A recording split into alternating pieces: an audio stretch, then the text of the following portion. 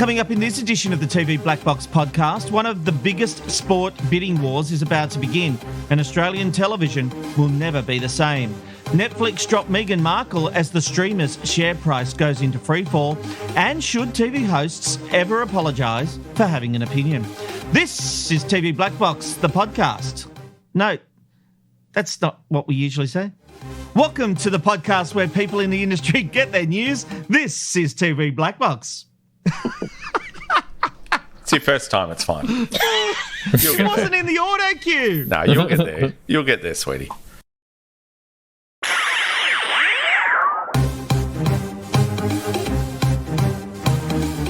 This is TV Blackbox, bringing you the inside goss from the TV industry. Hello, I'm Rob McKnight. I'll introduce the panel in just a wee moment. But first, it was during this week in television history that saw the birth of an icon.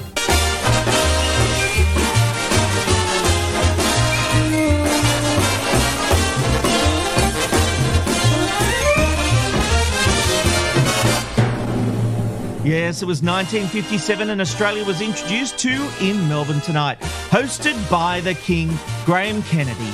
Many legends worked on the show, including Pete Smith, Bert Newton and writer Mike McCall-Jones. The original series ran for 13 years on the Nine Network, and what a show it was.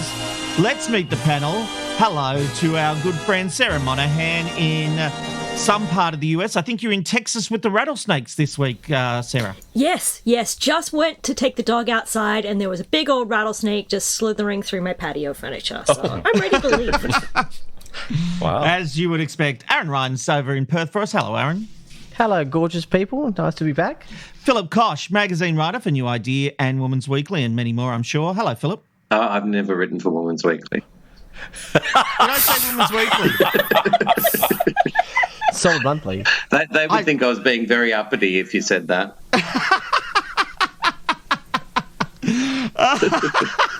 They really would. Should have notes, They Rob. would. Sorry, my apologies. Woman's Day. Let's get it right.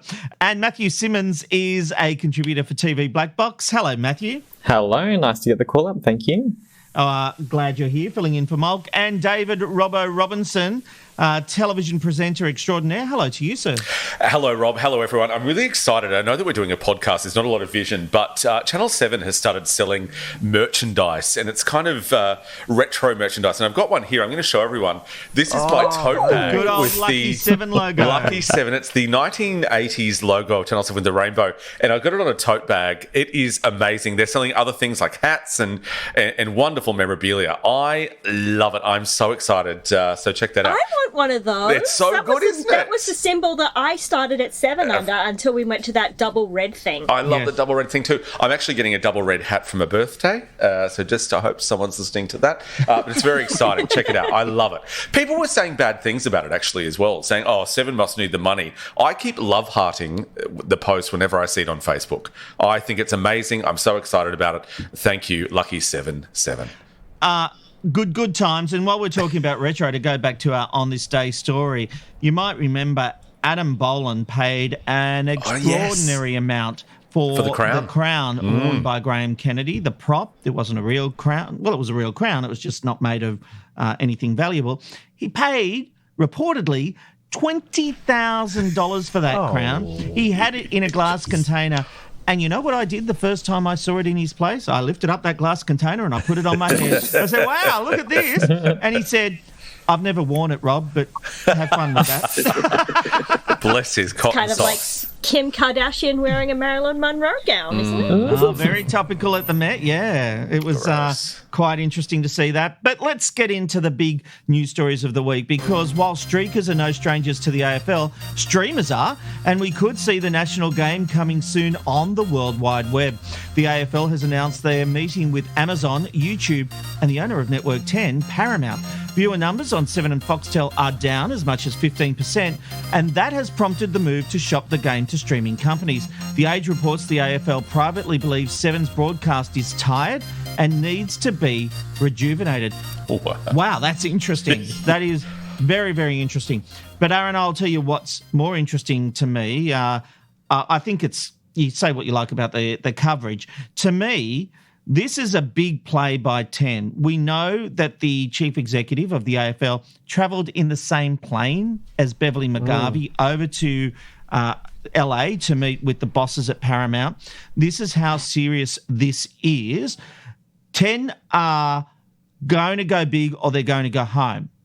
And I think this is one of the smartest plays by this company for years. If they really dig in and reportedly are willing to spend $2.5 billion for a 5-year contract to have the AFL on Channel 10 and Paramount Plus, well, this is a game changer.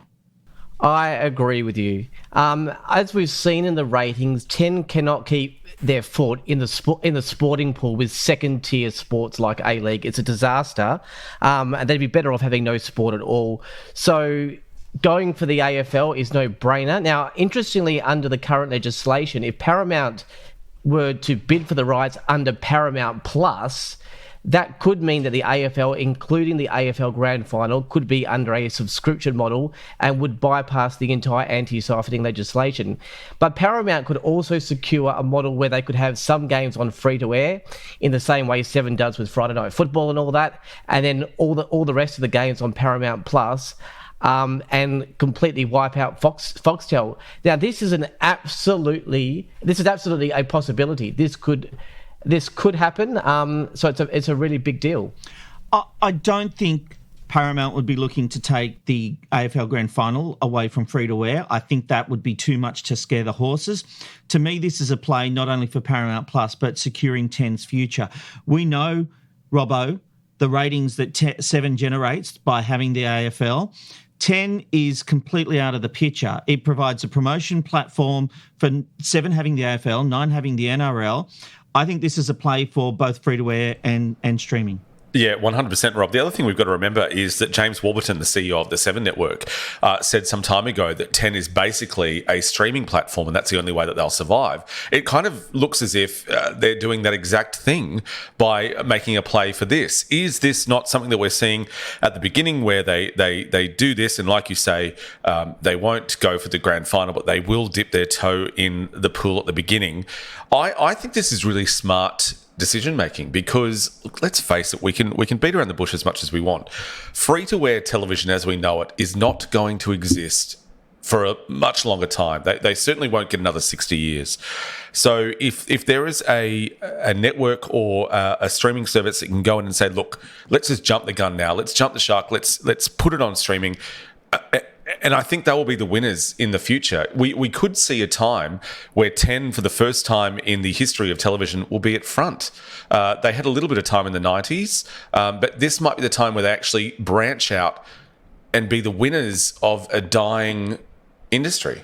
To be honest, I think the only problem with that is that they don't have the programming depth to back it up. So, yes, I think they could be a contender for second, having such strong programming with AFL, so they don't have the rest of the week sorted out. I agree with you, yeah. Be able to claim a number 1 spot. So if 9 had the NRL and 10 had the AFL, that squeezes 7, who does have a depth of programming. 7 doesn't just rely on the AFL for good numbers, although it certainly gives it a lift in the back half of the week. But it's got a strong news base. It's got strong programming with home and away. It's got strong franchises. So it would still be a neck-and-neck race. The big question, Philip, is how deep James Warburton would go with his pockets. Is there a price point where he says it is just not worth it? 7 are posting, they've just announced today that they are increasing their revenue forecast. So they are actually doing very, very well, and they have turned that company around from the debt that it was burdened with. So the company is in good shape because of the decisions it's making, but there is a cutoff point when it comes to sporting rights, as successful as those brands are. Well, I think it also becomes it's a bit like the Kyle and Jackie O thing when they shifted from one broadcaster to another. It wasn't so much what they brought to the new broadcaster, it was what they took away from the previous one. And yes. I think that's a similar situation here. Can 7 afford to lose the AFL? Probably, but it's unknown territory. What happens then? And one network's building an audience, one's losing an audience. I don't know. I think he will fight to the death to keep it. But that said, if you talk to AFL people, Channel 7 hasn't shown the AFL a lot of respect. You know, they didn't play some of those AFL footy shows during the pandemic. You know, people are quite disgruntled in AFL circles with Channel 7. So interesting. Yeah, I don't know if they love the AFL. Certainly, AFL people don't think they love the AFL. Which is interesting because it's been Seven's core building block for so long. I'm genuinely, I don't really cover the sports side of things, so I'm intrigued to hear that, I will be honest. I think AFL is very valuable to Seven, but we've seen Seven walk away from rights before when it hasn't been a good return on investment. But 10 need to do something like this or it will be a dead brand within 5 years.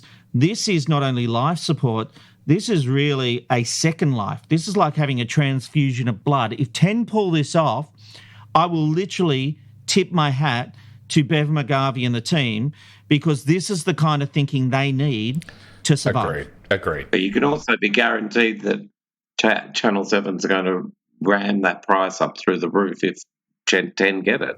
Sure.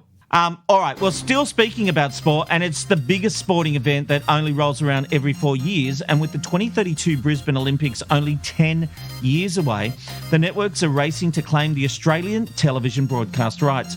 Both 7 and 9 are quietly preparing for a possible crack at nabbing all of the next 3 Summer and Winter Olympics, with the International Olympic Committee expected to launch a formal tender later this year for a long-term rights deal.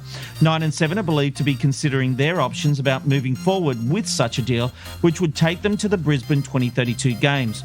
According to The Australian, 7 boss Kerry Stokes enjoyed a private lunch on Sunday with IOC President Thomas Buck, who was also meeting with the Brisbane organising team.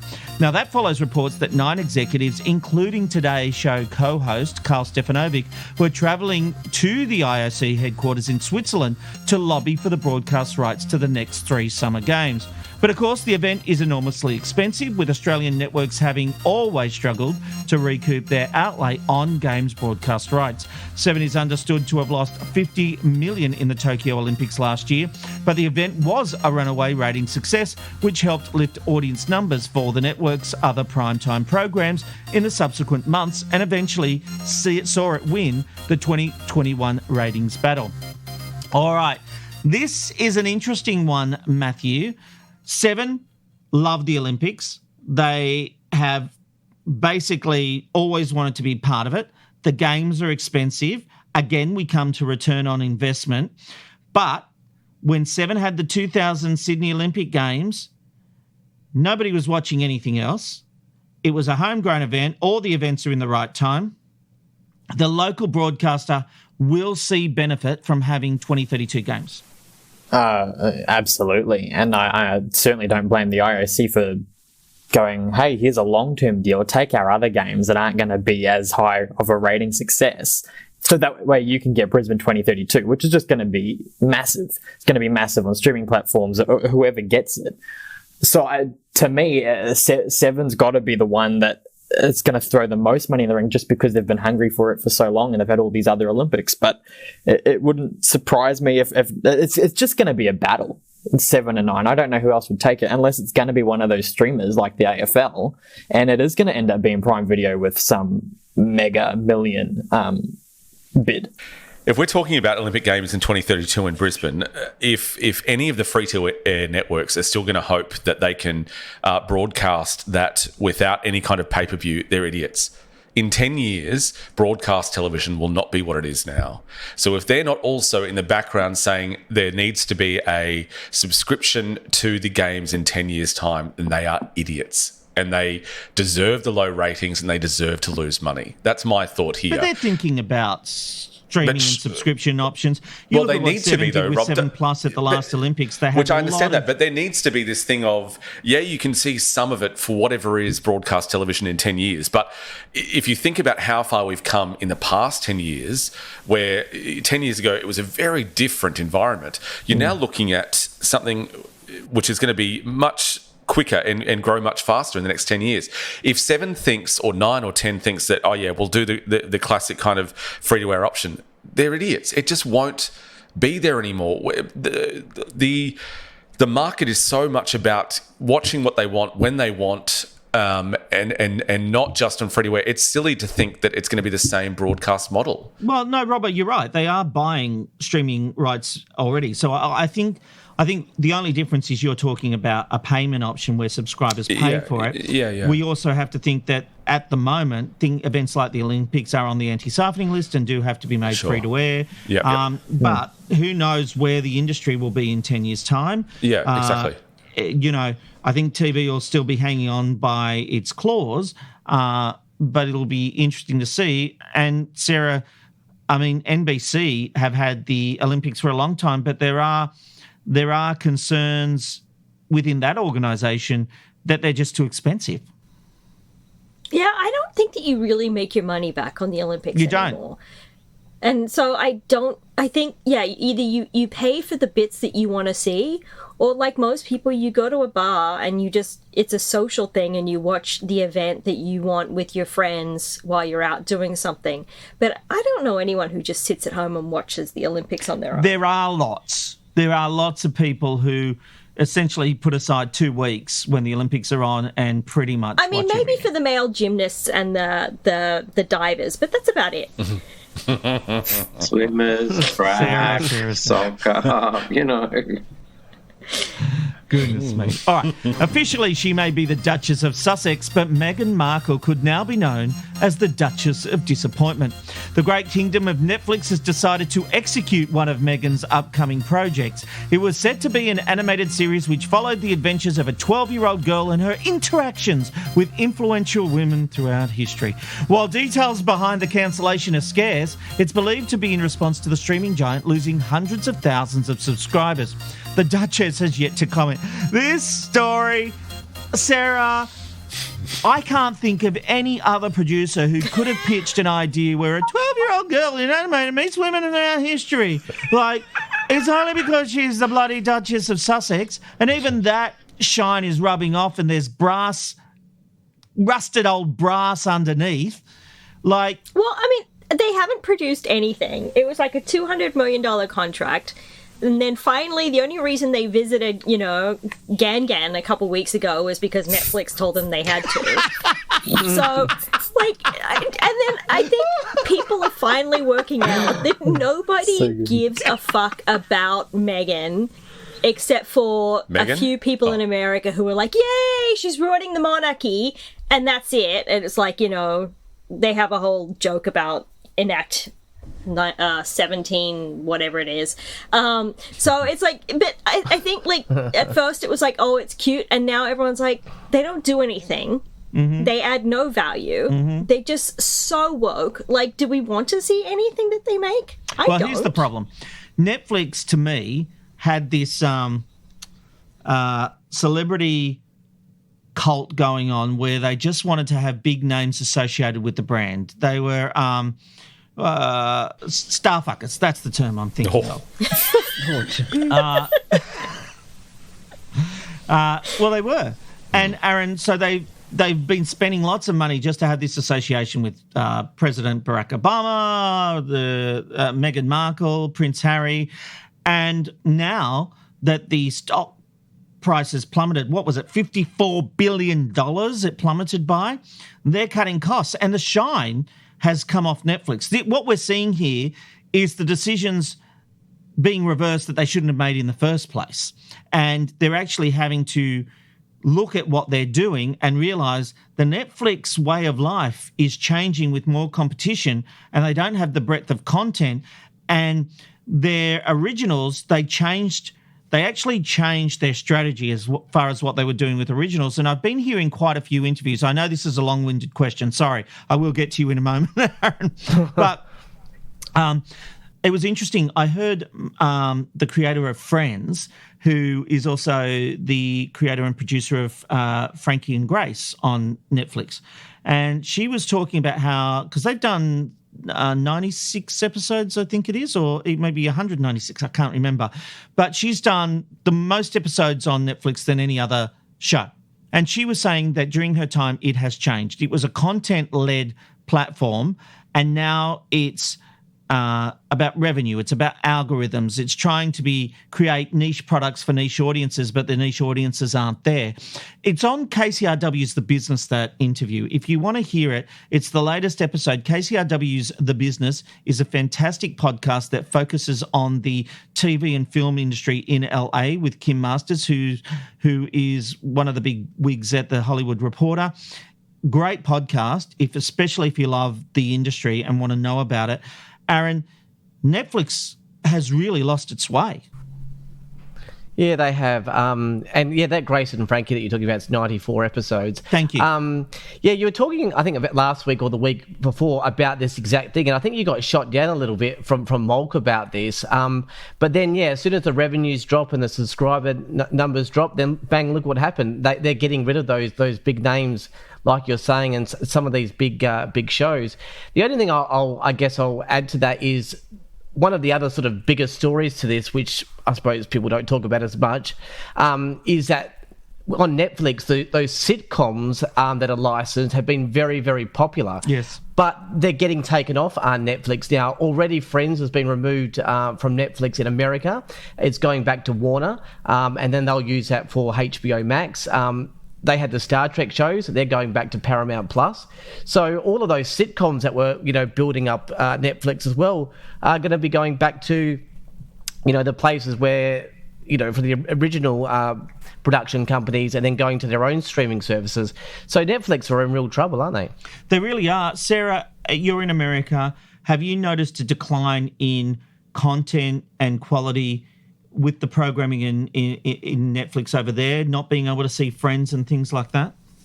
So we normally just stick with Netflix because at the ranch, that's what, we have shitty internet, and Netflix actually streams better than any of the other services. But we just broke down and got Paramount Plus and Apple TV. So yeah, because we're going through, and it's we've literally watched everything that's anything on Netflix, and now we're branching out to other streaming services just to see stuff. And we'll even tolerate the 2 ads that are in NCIS on Paramount Plus because it's something new, because Netflix has run out of things and there's not that much on there anymore. Well, how can you have 32,000 different pieces of content and still have nothing to watch? That is a major problem. And I will be honest, that line is actually from the creator of Friends, and she made that point in the KCRW podcast everyone must go and listen to. I will say, though, I do like all their foreign stuff. Because, you had Money Heist, you had Squid Games. There was a really good Mexican one called Who Killed Sarah. That the first 2 seasons are good, but the 3rd season looks like it's going off the rails. But so if you can get into there, and then they do have an entire Australian section, so I give them that. But if you're into international stuff, you can probably find new things to watch, but otherwise there's not much. Well, I have a theory that I would be worried if I was an executive content creator in other parts of the world outside the US right now, working for Netflix, I would be worried about possible cuts. Unless your territory is producing content that is traveling really well around the world, like Squid Games, I think you're going to be in trouble, because I think for Netflix, it's all about the US market. The world is secondary. Everything is about the US market. And if they've got a $54 billion wipe of their share market price and they need to make more content, they will take the money allocated for content overseas and bring it into the US market, which means that for places like Australia, if the content being created here doesn't meet expectations, I think there will be big changes at Netflix where we will lose the Australian arm, and I don't want to see that. But I think we have to be honest, Robbo. Byron Bay's, by my account, was a flop. No, it was no, hold on. It was a flop because it wasn't good content. Now, you can spin that any way that you want. You can say that you're not getting it, or that you don't understand it, or you're not you mean in we with can be it. told we're not getting That's right, that's right. But we weren't getting it. It was bad content, bad production, bad casting. If they wanted to do what they wanted to do, they could have done it better. They just didn't. And I'm going to go back to that for a moment in regards to Netflix. I think that with Meghan Markle, they were all very excited. You used the star term before, which I won't repeat now. It's a family show, and I won't do that now. I stole that from Dame Edna. But it's a family show, darling. That's right. I think that the problem here is that Meghan Markle's production company, I think it's Archewell, I don't even know how to say it. Is that right? No. I think it's actually Show Me the Money Well. Yeah, that's right. But what happened was, I would have thought that you would have jumped on it very quickly and made the content as quickly as possible. The idea that this has been in development since the middle of last year is the problem. I think that Netflix were a bunch of starfuckers. I think that they thought, we're getting Barack Obama, we're getting the Duchess of Sussex. This is all very important, very exciting. And then nothing came from it. I think that's the problem. So a year ago, they had a much better brand than they do now. The brand has gone, so Netflix understandably has pulled the carpet out from underneath them. And I think there's going to be a lot of pressure on Heartbreak High locally, because if that doesn't work, you might as well call in the morgue, because there will be some dead bodies. Which I agree with. But it's the same thing as Byron Bayes. I think for a while Netflix has gone, here's some money, and hasn't really looked at the content of what they're doing. So if you looked at Byron Bayes, you'd go, that's a lot of money. No, we're not going to do that. There was also a local movie, and forgive me, our listeners will know, that was the first Australian production of Netflix, which was a supernatural kind of surfer girl. What was that one? Which was awful. What about the mermaids? Mermaids. Tidelands. Yeah, which was absolutely awful, but Netflix threw money at it. So in a way, I don't have any kind of sympathy for Netflix, because they've just gone, oh my God, you want an Australian mermaid show? Great, here's $40 million. No, like that, you can't do that. But they did also get rid of Space Force, which had, I can't imagine much Steve Carell and all those people cost. Yeah, agreed. And the first season was funny because it was like right after the election and they were making fun of Trump. And then the second season was okay, but it was like, I think they forgot that half their audience are in red states. Yeah. And there's a huge push again for Trump to run for the next election. He's running. He told Piers Morgan. Well, he told him without telling him. That's so you were the one watching. I watched it too. But that's the problem too, is if you're making it's funny, but only for half the US. The other half were deeply offended by it. Yeah. So, if you're making stuff that is too far one direction, you're immediately alienating half your audience, and unfortunately the red states are also the ones who invest in the stock market. Very true. All right, let's get to the ratings race, because we're starting to see a familiar pattern, with Seven taking another week off the back of The Voice. Last week, Team Red was on top with a 31.6% share. Team Blue had 27.3%. Down the back end, 10 had 17.1, ABC was on 15.5, and SBS had 8.6. 7 took the primary channel as well with 22.6, 9 on 19.2. The ABC moved into third position with 11.1, and Channel 10 was in fourth place with 11%. SBS was on 4.8, and 7 Mate and then 7.2 were the top two multi-channels yet again. In the morning, there has been some concern for the Today Show. ABC News beat Today on Tuesday, 189,000 to 184,000, very tight. Sunrise, though, was well ahead at 237,000. Matthew, it's an interesting week at the moment. We're seeing, this battle between Lego, The Voice, and MasterChef. They're getting uplifts in catch-up. But we're about to hit a new phase with the introduction of Big Brother, which I am very, very excited about. Yeah, and someone wrote a great article on TV Blackbox about how good it is, and I've seen those. I've seen the first episode. I haven't gotten around to the second one yet. Well, this was for my binge box, but I have seen the first 2 episodes of Big Brother, and I genuinely believe this is the best series ever. I didn't watch VIP. I had no interest. It did not get me in. It turned me off. But what they have done with the casting and bringing the OG housemates in mixed with new ones, and I know this is a trait that's been used on a lot of shows, but it works to so much effect here, Matthew. And it's epic, really. As someone who grew up with the family watching Big Brother, and funnily enough, skipping last year, just because did too? Yeah, well, I skipped VIP and the normal series with Danny. I kept up to date with it, but not enough to actually tune in every night. But this has got me back. Like just watching that first episode, like I'm going to be watching live. I'll be watching it as soon as I can, because you're right, that having the mixed contestants is great. I only wish that it was a full all-star cast, because there's so many more people from the 10 and 9 days who could easily be delivering just as much as what Reggie and Tim and co are doing. You need some for the next series, mate. You got to keep some powder dry. Aaron, on the ratings front, you are you and Malka are our ratings gurus. You like to look at all the facts and figures. Anything we should know about the previous week?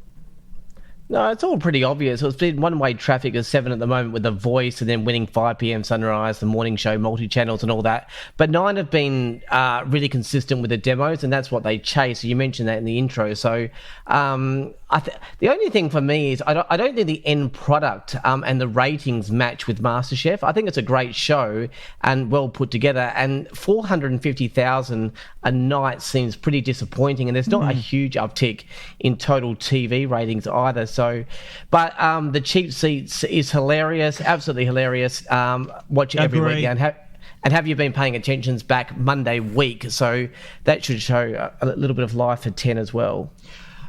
While I've got you, Aaron, last week we touched on RegTAM and the footprint of 7. And I actually, for full disclosure, I cut out probably about 15 minutes of us waffling on. I've got to be honest here. I'm not really across RegTAM, and I understand how ratings work, obviously, but I had a belief that 7 had a bigger footprint, and 7 and its affiliates had a bigger footprint than the other networks, which is why 7 was favoured. You've done some research this week, and that is not the case. Yeah, that's right. There's some... Oh, this is going to be really boring for some people in the podcast. Give us the 30-second spiel. But there's some confusion in how ratings may be skewed in relation to some networks having more reach than others. So I'll put this in the easiest form I can and say that Make it so even Robbo can understand it. All right, so there's 2 types of reach. Joke. I meant me, Robbo.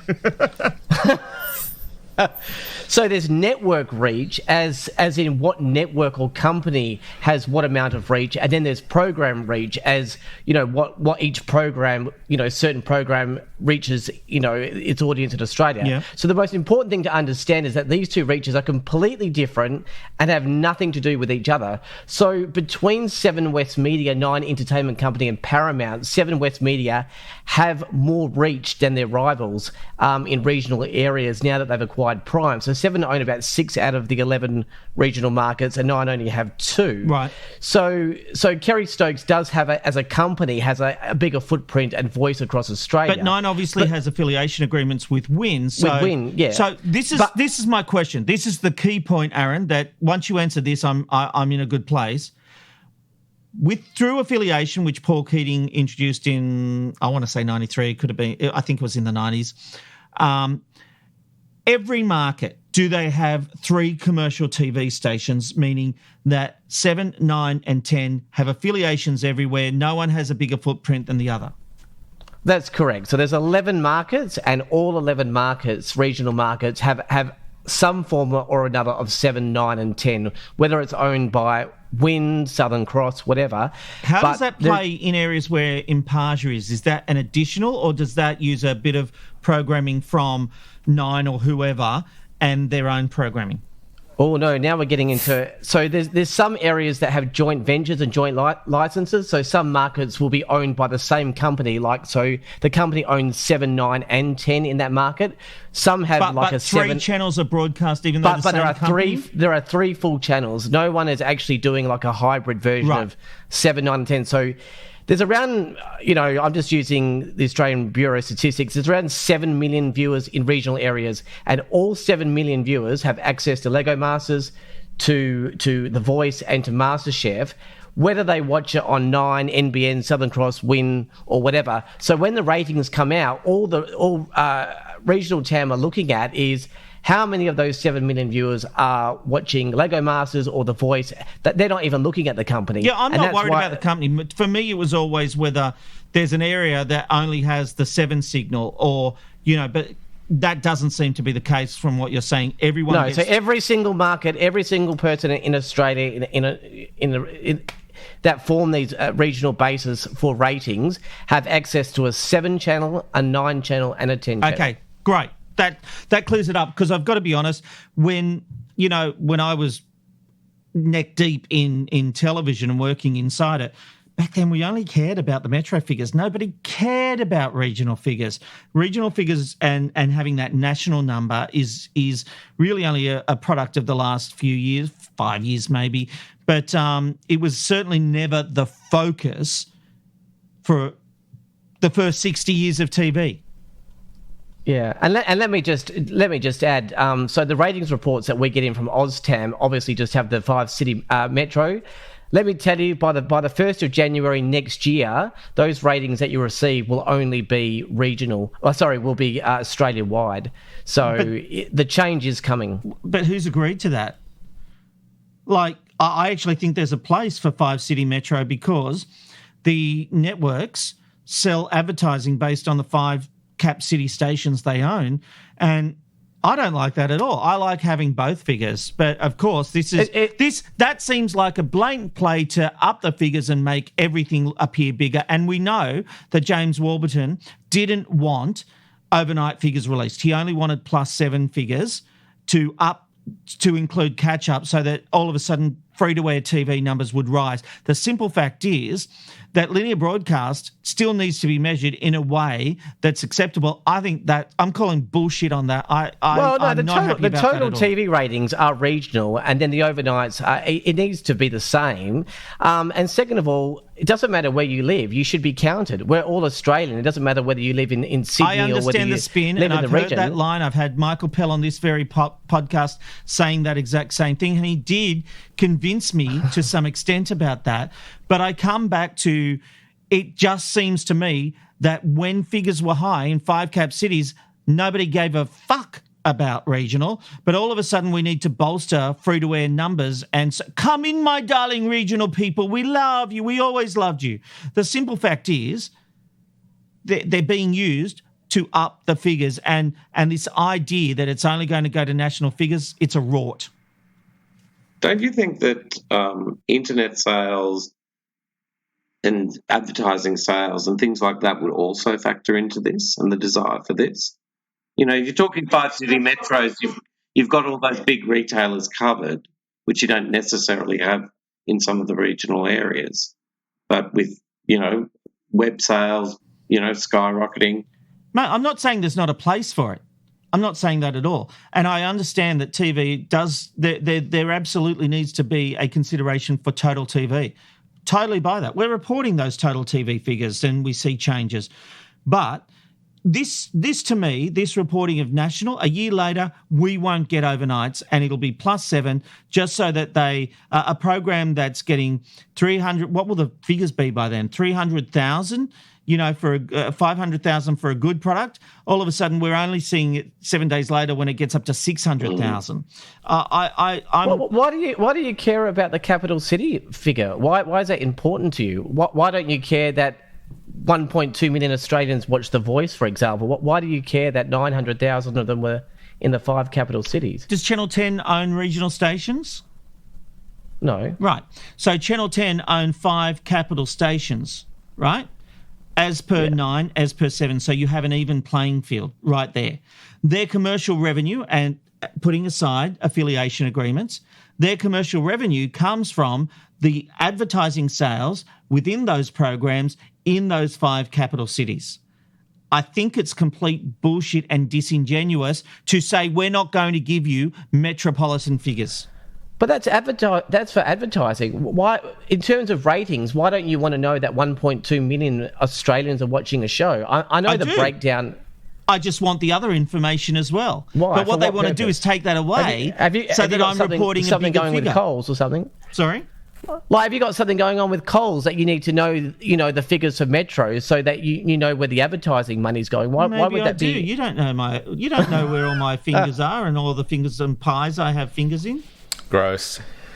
Well, yes. I won't tell you where my fingers go. I tell you what it is for me, as someone who just followed ratings very loosely growing up, and it was just the 5-city metro. So for me, if they were to get rid of it, like, I just wouldn't know any different. I'm a creature of habit. We all are. I think that's possibly another thing that plays into it, is that we're also accustomed to getting the overnight 5-city metro, whether that matters in total TV or not. I'm just interested in what that very first figure is. And if for years it's been the overnight, then I want that to stay. I want to know if a show is flopping at 300,000, even if it does great on catch-up and gets to 1 million. It's just, it's that initial thing, because that's what I've known for the last, 10 years of my life?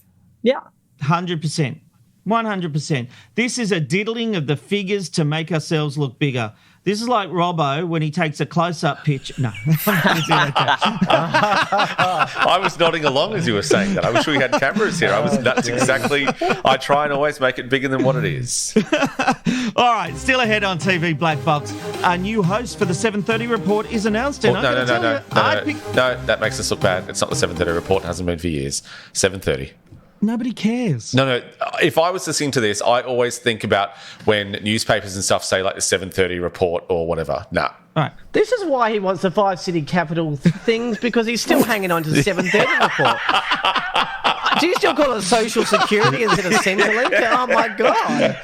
This is why. Back to the coming up promo, because coming up, still ahead, on TV Black Box, I'm all a fluster.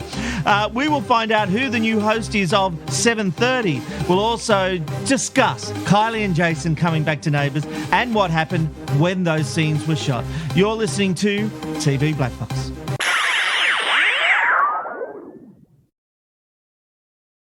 And now it's time for Hatches and Dispatches. Walkley Award-winning journalist Sarah Ferguson has been named the new host of the ABC's 7:30. Lee Sales announced her departure from the program in February. She'll stay in the chair until after the federal election, and congratulations to Sarah. As I predicted on this very podcast months ago. Yes. Neighbors. Everybody needs good neighbors. It's the ultimate homecoming, with Neighbours set to broadcast their final episode later this year. 2 very big characters are returning. Scott and Charlene, otherwise known as Kylie Minogue and Jason Donovan, are returning to the soap that made them a household name. They'll be part of one of the biggest goodbyes in Aussie TV history. The final episode will air on Monday, August 1st on 10 Peach. Can I quickly say something? Sorry, Sarah, to interrupt. If that doesn't get put on the primary channel, it is a crime against humanity and against Australian television. Yes.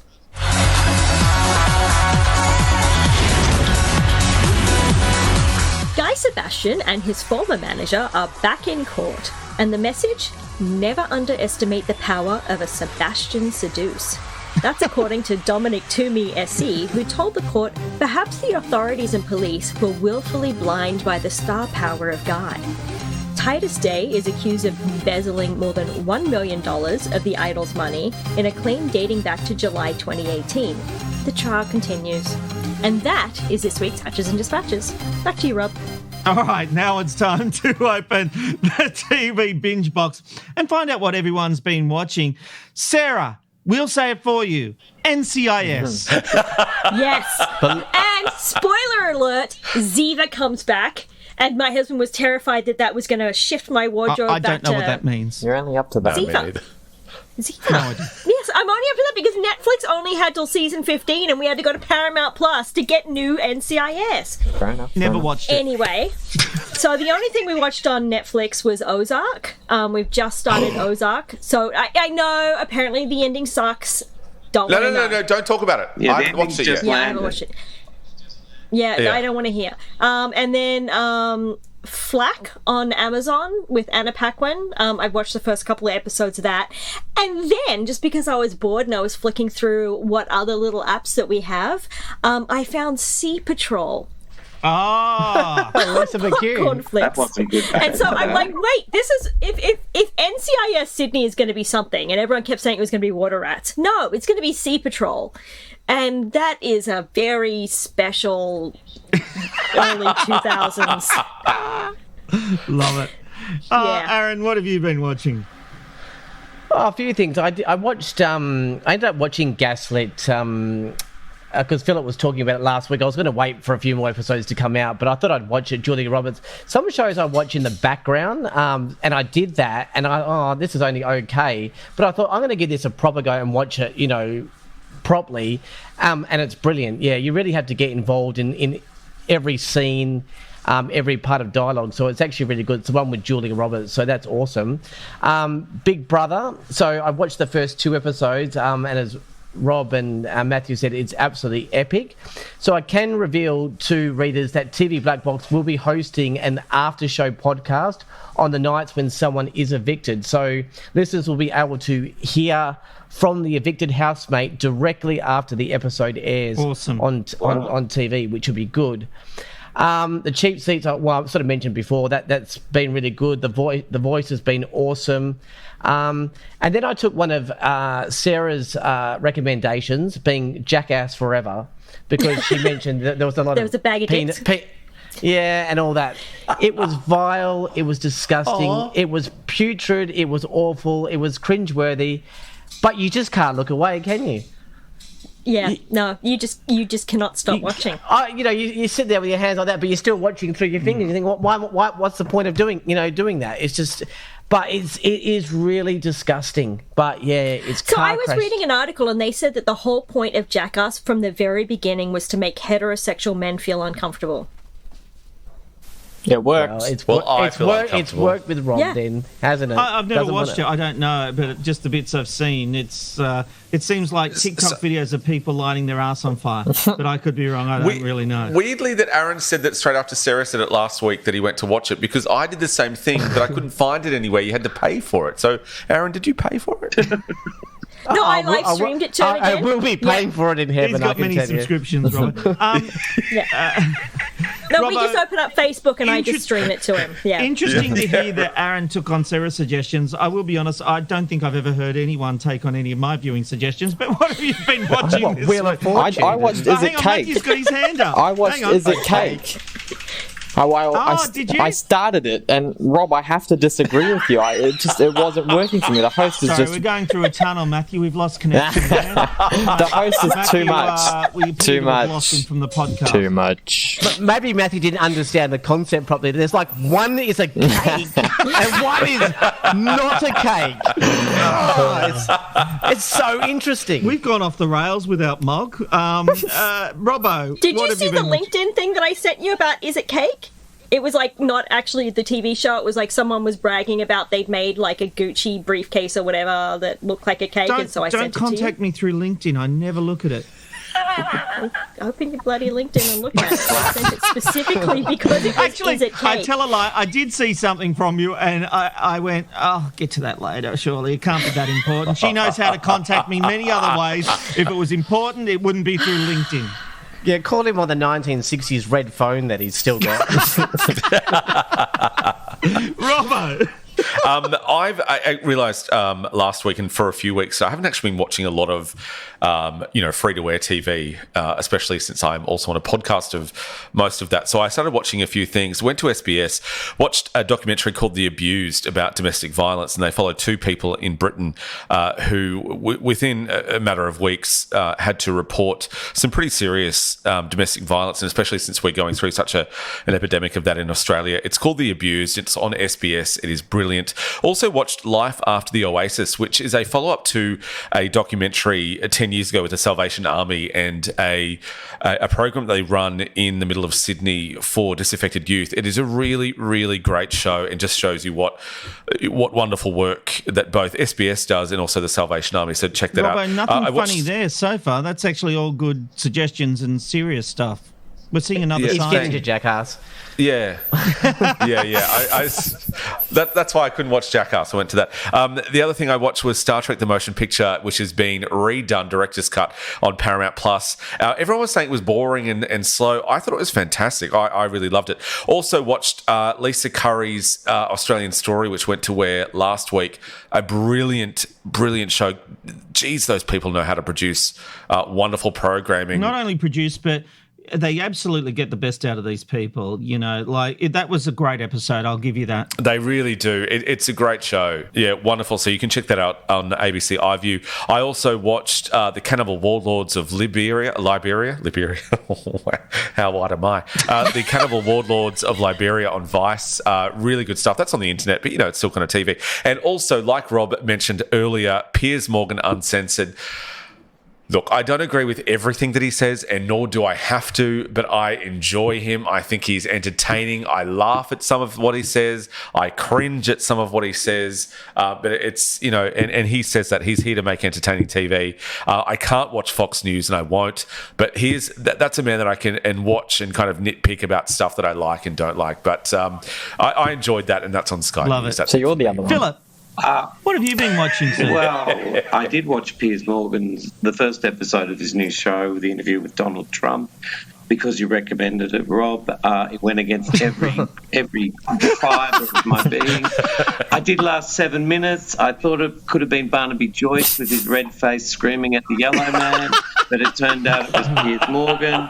I don't know. I just don't have time to have somebody screaming at me from TV. I put up with it enough from you on this. How true. You are playing into a stereotype about me, Philip, and people are going to think it's true. So shut the up. And then I also hesitated to even bring this one up. I've been watching it for a couple of weeks, but I know it'll annoy you because you could look at it and think it's the wokest show ever, because it is a show called Gentleman Jack on Foxtel. And it's a very unusual show because Serene Jones, who has been in a bunch of brilliant stuff, but I know her as from a police show called Scott and Bailey, some people might remember. Anyhow, she's just a really good actress. So she plays a lesbian in 1830s Yorkshire. Sorry, Rob. Sorry. I didn't mean to offend you. Sorry. No, that was just leaves a foul taste in my mouth. Go on. I want to correct you there because I know you think you have perceptions about me. I am interested in seeing that show. It actually looks good. I haven't watched it yet, but it actually looks very good. Well, look, I didn't love it from the first episode, but I thought I'd stick with it. It's essentially, you got to chuck out all those ideas about how it's gender fluid and all that stuff. It's essentially a really good period drama. She plays a woman who happens to be a lesbian, but she's more like a female version of a male industrialist. She's very powerful. She's she's developed a walk like a man. The costumes, the settings, everything is great about it. Well worth sticking with. And then I also had a really interesting experience on the weekend. A show called 10% dropped on Stan, which is the British version of Call My Agent, which is the French show about a talent agency that everyone was raving about 3 years ago. I think it's in about its third or fourth series, the French version. So the English version is basically a copycat of it. And from the outrage on Facebook from people that love Call My Agent, apparently I've done myself a favour by watching 10% first. I've since watched a bit of Call My Agent, and it's brilliant. Has a bunch of amazing guest stars in both series. Call My Agent is on Netflix, and 10%, which stars Jack Davenport, amongst others, is on Stan. Sorry, is it a drama or a reality show? 10%, it's a drama, but it's a drama set in a talent agency. So you have a lot of big guests. Imagine you had, a very major It's a bit talent. like Entourage. A little bit like it has that feel about it. I'm intrigued. Yeah, no, it's a 10. I love 10%, and I love Call My Agent even more. Though, of course, you've got to tolerate the French or the English subtitles on a French show. Matthew, what have you been watching? Just a few things. I mentioned a couple of weeks ago that we were catching up on The Walking Dead. We're still slowly doing that, hoping to get up to it before the next part of the last season goes to air later this year. Also, obviously, Big Brother Australia. Check that out. That's looking fantastic. Can't wait to watch that as we roll on. Also, another version of Big Brother Canada, which is just about to finish at the end of this week. And I believe episodes go on there every week on 7+, but it's a little bit delayed from when it does air in Canada. That season has been quite good. Fun fact, Tim Dormer, who's obviously from the Australian version, also competed in Canada. He got third. He was very close to winning. And I remember watching his season. It's the reason why I started watching Big Brother Canada as well. So, and that's been really good. But that comes to an end at the end of this week. And then the only other thing is, of course, Survivor. The only reason why I want to highlight, particularly this week, is that in last week's episode, there was a really great conversation, because obviously Survivor's always been about being a microcosm of society and bringing it down. What would these people do for money, and how do you deal with different people of different walks of life? There was a really great conversation about race and how everyone has a 1 in 18 chance, but some people's 1 in 18 chance is a bit bigger or smaller than others based on different ways of how you are in life and then the people that you meet. And obviously CBS is committed to 50% diversity. And this is the second season that we've seen that. But there was a great conversation about race and why seeing multiple black contestants go out, despite obviously not for racist reasons, but just it hits them a bit harder than what it might for other cultures, especially Caucasian. So it was really great. So if anyone could even just check out those last 5 minutes, last 10 minutes of that episode, it's just go in with an open mind. It's caused a lot of controversy, but if you go in with an open mind and you just try and not put yourself in those shoes and you try and take it from what those women were saying, it was quite powerful and just really goes to show why Survivor's great. Okay. Oh, thank you, mate. I've got to give a big shout out to the cheap seats. I sort of liked the show when it first started. I thought it had a lot of potential. I thought there were some problems with the show. I watched a couple of episodes. It didn't immediately get better, and I dropped off. Malk kept saying, you can't have an opinion about it because you need to watch it. And I said, well, I'm like a viewer. I've tried it. I sampled it. I moved on. But Malk has raved about this show a lot. And so it actually did convince me to go and have another look. And I watched the premiere episode, and I've got to say, it was really enjoyable, fun TV. I really think they've fixed the issues I had with it. It's a much more, it's a sharper show and not relying on so much New Zealand content, which was one of my issues. It seems to have found its groove with the segments it's got. I just really enjoyed it. And I'll be back. The only reason I didn't watch it last night was because I was at the a screening of Doctor Strange. And so a big shout out to Shout PR, because there was a whole debacle where I didn't have tickets, but they got me tickets. And thank you very much. I'm so grateful because I got to see it. But I've got to say, the cheap seats, well done. The producers worked on it. The big issue now is getting viewers to sample it again. That is always the difficult thing with this, but hopefully word of mouth helps it this year and it can grow that audience. It's a really good show and well worth watching. It is winning its time slot the first couple of episodes, so that's good. Oh, then I'll just shut up because it's obviously doing well. But obviously, Malk's raved about it enough. See the power of TV, Black Box. We talk about it, it becomes number one. Well done, TV, Black Box. Well done, Malk. All right. I've also been watching Gogglebox, a bit of classic Doctor Who. All right. John Oliver. There are a couple of shows I need to talk about.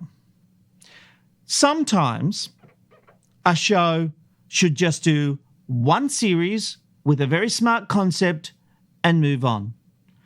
Your Honours, I present Russian Doll as Exhibit A. Fantastic first season. Loved it. Couldn't get enough. I've binged it multiple times. I've seen that series 3 or 4 times. I have watched fully the second series.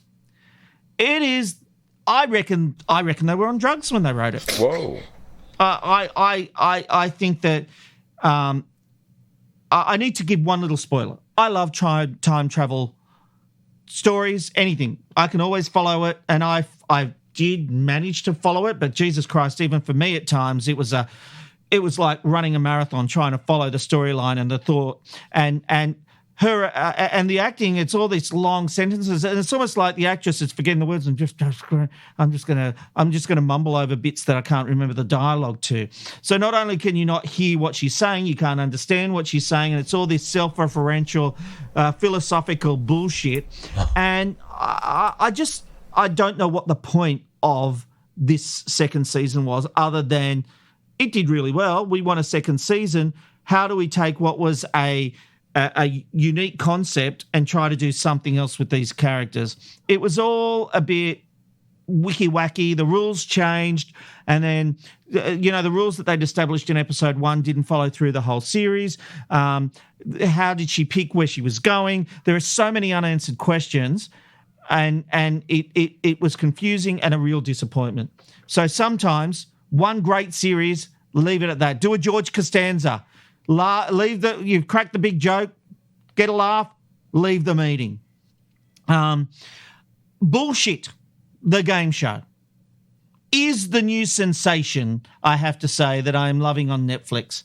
This is Who Wants to Be a Millionaire, full of dumb people. Great. Finally, The Baby on Binge. I don't think this is out yet. I've been watching preview screeners of it.